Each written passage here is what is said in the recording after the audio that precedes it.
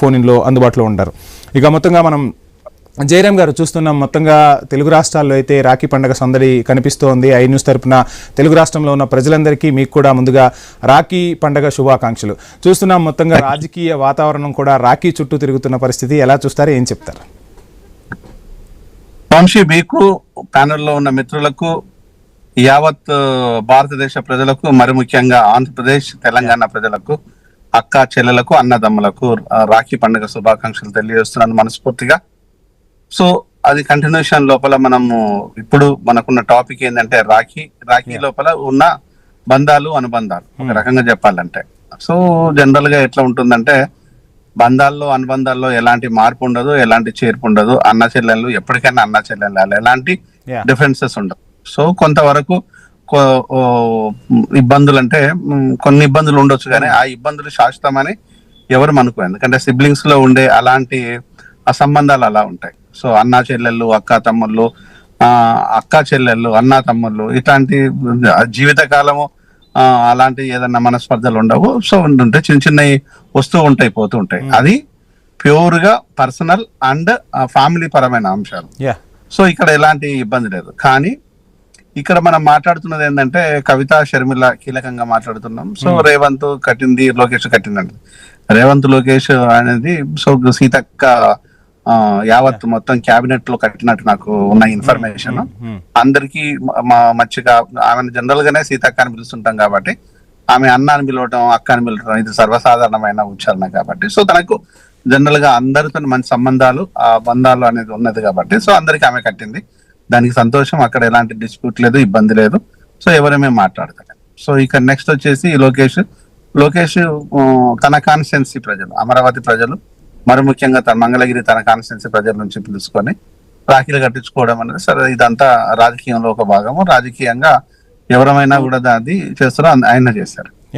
So ఇక్కడ main గా ఏంటంటే షర్మిల విషయానికి వచ్చినప్పుడు, ఇద్దరు అన్న చెల్లెల మధ్యలో కొంత మనస్పర్ధలు, అది నేను పెద్ద డిస్ప్యూట్ అని మాత్రం అనడానికి లేదు, కొంత మనస్పర్ధలు, అండర్స్టాండింగ్ సంబంధించిన అంశాలు.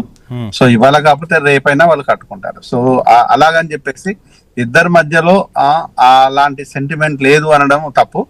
సో అన్నా చెల్లెల మధ్యలో డిఫరెంట్ గా అన్నకు చెల్లి కావాలి, చెల్లికి అన్న కావాలి. ఒకవేళ జగన్ కనుక ఫోన్ చేసేసి అమ్మ నువ్వు ఇంటికి రావా అంటే డెఫినెట్ గా వెళ్తాది. సో షర్మిల ఫోన్ చేసేసి అన్నయ్య నేను రాఖీ కడతాను, నేను ఇంటికి వస్తున్నట్టు డెఫినెట్ గా రమ్మని చెప్తాను. అంటే ఇక్కడ ఎక్కడ ఎలాంటి డిస్ప్యూట్ లేని విషయాలు ఇవి, ప్యూర్లీ సిబ్లింగ్ అండ్ ఫ్యామిలీ విషయాలు. ఇలా కాకుండా మీడియా ఏం చేస్తుందంటే దీన్ని పెద్ద విషయంగా, పెద్ద వింతగా చూపించడం. అంటే జయరామ్ గారు, మీడియా పని కూడా ఏంటి అంటే, ఈ రోజు యాక్చువల్ గా ఒక రకంగా చెప్పాలి అంటే, ఇటువంటి రోజున అందరూ కలవాలి, ఏమైనా మీరు చెప్పినట్టుగా మనస్పర్ధలు ఏమైనా ఉంటే అవి కూడా సమసిపోవాలనే మీడియా కూడా కోరుకుంటుంది. ఒకసారి మనం మోహన్ రెడ్డి గారితో మాట్లాడదాం. మోహన్ రెడ్డి గారు, చూస్తూ ఉన్నాం జగన్ కి షర్మిలకి ఉన్న అనుబంధం అందరికీ తెలిసిందే. సో ఇక్కడ షర్మిల విషయానికి వస్తాయి. నెక్స్ట్ కవిత విషయానికి వచ్చినా కూడా యాజ్ యూజువల్. సో ఇద్దరి అన్నా చెల్లెల మధ్యలో కూడా విడదీయరా అనే అనుబంధం. వాళ్ళ అనుబంధం నాట్ ఓన్లీ అన్నా చెల్లెల అనుబంధమే కాదు, తెలంగాణ అంశం లోపల కానీ, తెలంగాణ పోరాటాల్లో కానీ ఇద్దరు కీలకంగా ఫైట్ చేశారు. ఇద్దరు ఎలాంటి డిస్ప్యూట్ లేదు. ఒకవైపు కవిత కావచ్చు, ఇంకోవైపు కేటీఆర్ కావచ్చు. అన్నా చెల్లెల్లా కాకుండా ఇద్దరు ఒక ఫైటర్స్ లాగా ఫైట్ చేశారు. దానికి యావత్ తెలంగాణ ప్రజలు వాళ్ళిద్దరిని ఆశీర్వదించారు. సో దానికి అనుగుణంగా వాళ్ళ లోపల ఒక కొత్త చైతన్యం వచ్చేసింది. ఆ విధంగానే తెలంగాణ లోపల ముందుకెళ్లారు ఆ బంధాలు, అనుబంధాలు. అంటే ఇక్కడ వీళ్ళు రాజకీయాలలో ఉన్నారు కాబట్టి మనం మాట్లాడుతున్నాం. అదే రాజకీయాల్లో లేకపోతే ఎంతో మంది కుటుంబాల లోపల ఇలాంటి చిన్న చిన్న మనస్పర్ధలు అనేటివి సర్వసాధారణం, కామన్.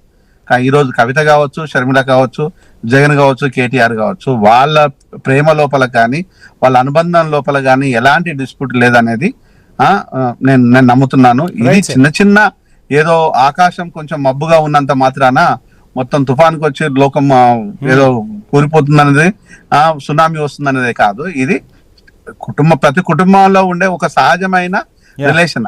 ఆ రిలేషన్ లోపల సర్వసాధారణమైన విషయం తప్పితే ఇది పెద్ద వింత కాదు, విశేషం కాదు. ఇద్దరు ఈ అన్నా చెల్లెళ్ళు నెక్స్ట్ రాఖీకైనా లేకపోతే రానున్న కొద్ది రోజుల్లో అన్నా చెల్లెలు కలుస్తారనే నమ్మకం నాకు ఉంటుంది. ఎప్పుడైనా అన్నా చెల్లెలు మాత్రమే, అలా ఎలాంటి డిస్ప్యూట్ లేదు.